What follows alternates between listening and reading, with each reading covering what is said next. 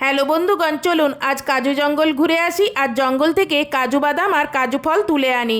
এবার এগুলোকে জল দিয়ে ধুয়ে পরিষ্কার করে নিয়ে এসে কাজু ফল মাখা করে দেখাবো আর কাজু বাদাম কোথায় থাকে সেটা দেখাবো। চলুন প্রথমে কাজু ফলগুলো থেকে বীজটা আলাদা করে নিই, তারপর হলুদ ফল ও লাল ফলগুলোকে দুখাদি করে কেটে নিই। আপনি ছোট ছোট করে কুচি করতে পারেন। এবার এগুলোতে বিট লবণ ছড়িয়ে নিন, ব্যাস তৈরি কাজু ফল মাখা। দারুণ খেতে লাগছে।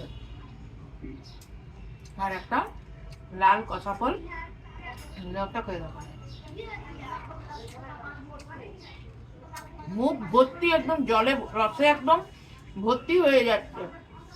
এত এগুলোর ভিতরে রসে এগুলো ফলগুলোর মধ্যে একদম টইটুম্বুর হয়ে আছে। এই ফলের রস দিয়ে বিদেশি মদ বা ফরেন লিকার তৈরি হয়। চলুন এবারে কাজুর বীজ কেটে দেখায় কাজু বাদাম কোথায় থাকে। বীজটাকে দুখাদি করলেই দেখুন সাদা একটা জিনিস দেখা যাচ্ছে। এখান থেকে এই সাদা অংশটি বের করে নিলেই কাজু বাদাম আপনার হয়ে যাবে। দেখলেন তো কাজু বাদাম কোথায় থাকে।